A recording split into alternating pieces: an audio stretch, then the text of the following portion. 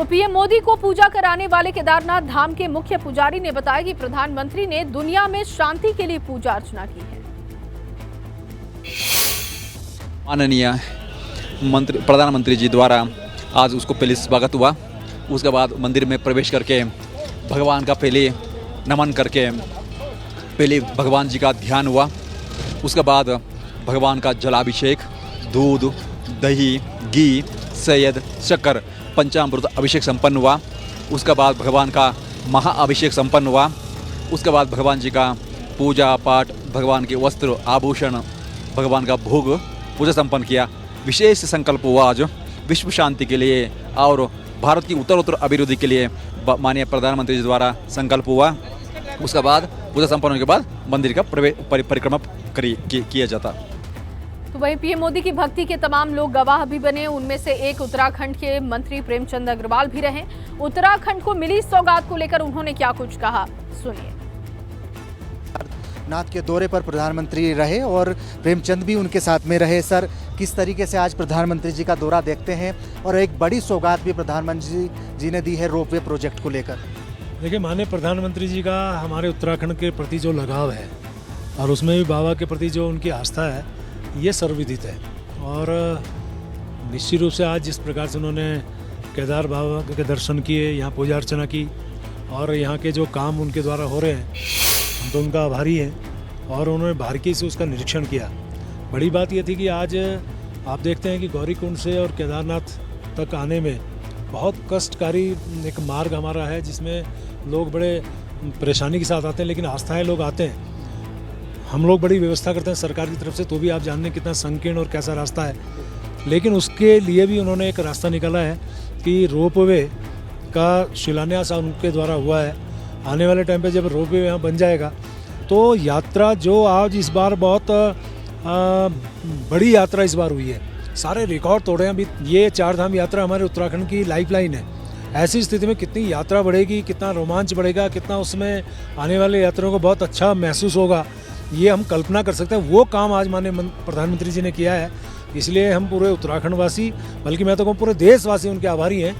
बहुत बहुत धन्यवाद सर। कैबिनेट मंत्री प्रेमचंद अग्रवाल जी थे और आज प्रधानमंत्री नरेंद्र मोदी का केदारनाथ दौरा था और उस दौरान जितने भी कार्य केदार घाटी में चल रहे हैं, केदार घाटी को संवारने के लिए उनकी खुद उन्होंने निरीक्षण किया। और वहीं पीएम मोदी ने जहां रोपवे की सौगात दी, वहां अब और भी कई सुविधाओं को लेकर मांग उठने लगी है, जिसको लेकर केदारनाथ की विधायक शैला रानी रावत ने पीएम मोदी को अवगत करा दिया है। बहुत अच्छी खबर है केदारवासियों के लिए भी, पूरे देश के लिए भी, कि अभी हमारा ये वाला रोपवे शुरू होगा और दूसरा रोपवे का भी प्लान तैयार हो रहा है। शायद सोनप्रयाग से दूसरा रोपवे भी होगा। तो एक बड़ी सौगात है रोपवे सिस्टम, जब लागू हो जाएगा, बनकर तैयार हो जाएगा, बहुत बड़ी सौगात है ये। केवल यहाँ के लिए नहीं, पूरे देश के लिए बहुत बड़ी सौगात। और जो आज परेशानी है, चुनौती है, उससे इसका समाधान हो जाएगा। और दूसरा रोपवे भी, और तीसरा जो मैंने सड़क की बात कही है, तो उसमें उन्होंने कहा है कि बीच से कहीं सुरंग निकाल के इसको जो है चौमासी से वापस लाया जाएगा। और वहीं केदारनाथ में जो श्रमिक पुनर्निर्माण कार्य में जुटे हुए हैं, जिनसे प्रधानमंत्री मोदी ने भी बात की, उनसे खास बातचीत की है एबीपी गंगा ने। आप भी सुनिए।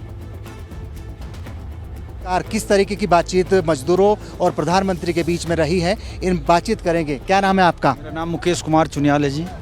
आज माननीय प्रधानमंत्री जी से मिलकर हमें बहुत खुशी हुई है और उन्होंने हमारे विषय में जानकारी ली कि आप क्या कार्य करते हैं, कब से रह रहे हैं यहाँ पर, या क्या क्या आपको सुविधाएं हैं। हमने कहा कि हम सफाई कार्य करते हैं नगर पंचायत केदारनाथ से। मैं यहाँ पर सुपरवाइज़र हूँ, सफाई व्यवस्था देखता हूँ। और उन्होंने कहा कि भाई अपना भी ख्याल रखो और बाबा की सेवा भी करो। प्रधानमंत्री जी ने कहा, यही पूछा है कि कितना ठंडा होता है, कैसे रहते हैं, इसी बारे में पूछा है।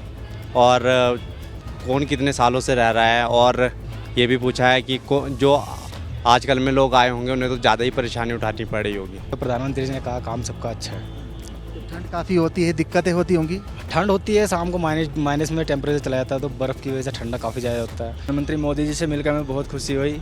हम उनके इंतज़ार में 4 बजे से बैठे थे सुबह। उन्होंने आके हमसे बातचीत की कि आप लोगों को कैसा लगता है यहाँ पे। हमने कहा हमें बहुत अच्छा लगता है यहाँ पे काम करने में। बोला उन्होंने कि क्या काम करते हो, सफाई करते हैं। बोल कैसे यहाँ ठंडा कितना होता है, क्या होता है, सब बताया।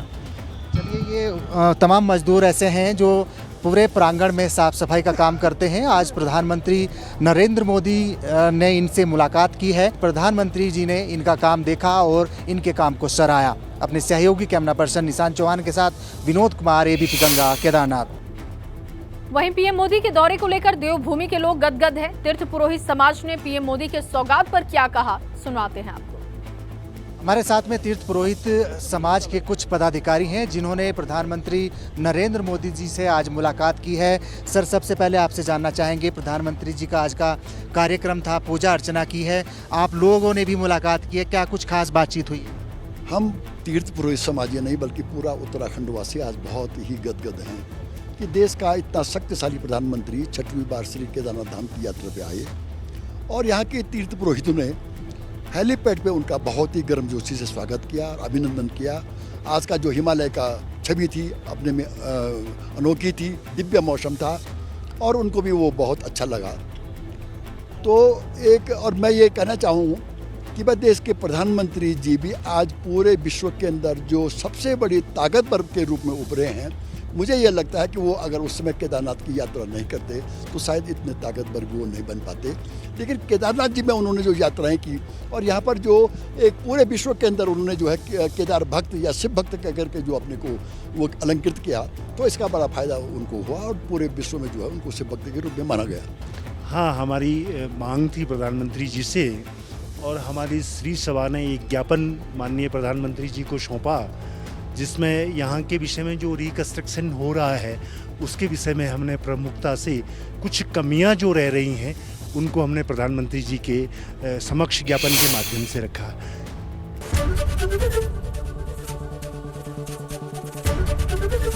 एबीपी गंगा, खबर आपकी, जुबान आपकी।